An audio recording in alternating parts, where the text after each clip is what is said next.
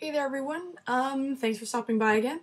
Just a quick note to thank everyone for their subscriptions or comments, all the feedback I've gotten. It's been great so far. Today we're going to move on to a sort of different subject.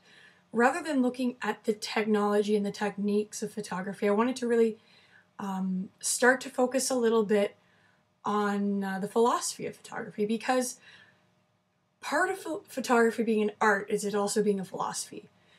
So today I really wanted to get into a couple of different things. One, gear does not make the photographer. It's the person behind the camera who determines how good whatever comes out of the memory card or the film is going to look. The other thing I wanted to look at is kind of the start of the idea of photography as an art form, and just a little bit of personal advice from personal experience, I guess. Some people may not like that I throw my own opinion in there, but I think it's important because you learn from everybody else's experience. And if whatever I can say helps one person through what I've done or what I've learned, then my job is done. All right?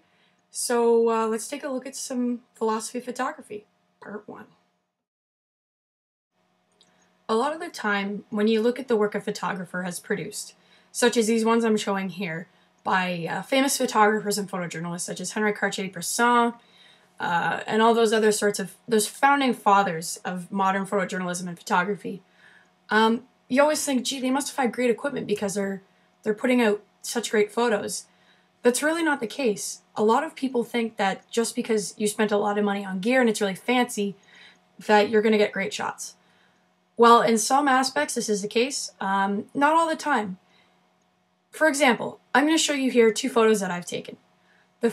The first one is of Ed Robertson of Bare Naked Ladies. Back in last February, I guess, I took this photo at a concert they were playing.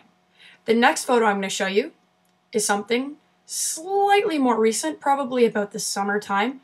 But I'd like to challenge you and see which one was taken with which of my cameras. Which one was taken with some of my $9,000 D700 gear, or was it taken with the $300 D40? It's up to you to decide, so I'll give you a couple seconds to take a look. If you said that the D40 took the Ed Robertson picture, you'd be right. Believe it or not, the D40, though it may be a lower-end camera, is capable of amazing shots, so long as you know what you're doing and you have an eye. While a D700 is still a fantastic camera, and while I really love it, sometimes it's nice to go back to the simplicity of the D40 and revisit the roots of photography.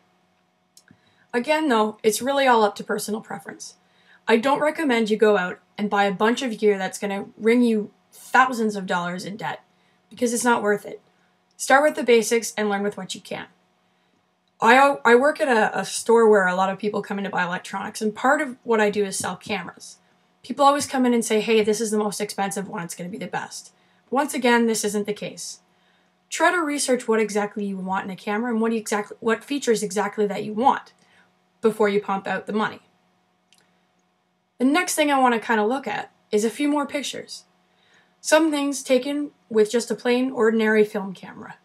While you can spend the money on a Leica rangefinder, a D3, Canon 7D, you really don't need it. It's all in you, the photographer. What do you see? Can you catch that famous, decisive moment? When is it that you click the shutter? That is what makes you a good photographer. The ability to capture moments. I hear this all the time in school, and while it's somewhat annoying to hear on occasion, you gotta get used to it, because that's what photography is. Telling stories through pictures. In reality, you only have milliseconds to capture that picture. As soon as you press the shutter, you're recording an instant, a millisecond in time, 1,000th of a second, on your film or on your sensor.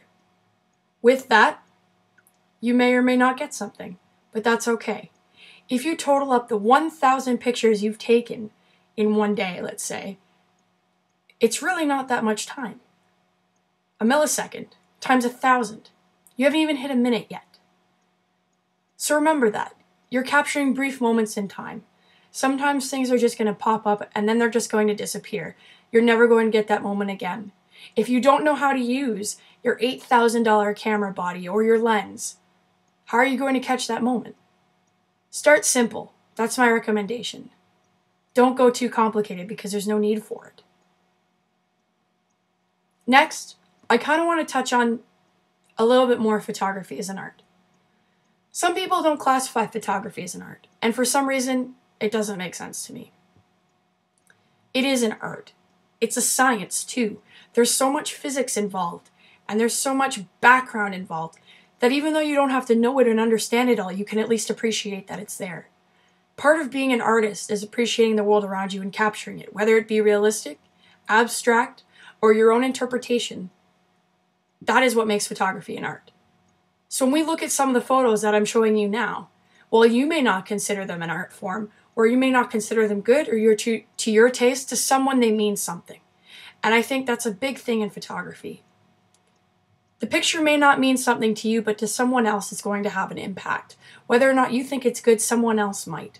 It's important to keep that in mind because as time goes on in your career as a photographer, or even just in your hobby, you're going to find that you're not going to like everything you produce, but someone else might, and it's important to keep everything so you can always go back and check. One thing we're taught in our classes is that you have to catch that decisive moment.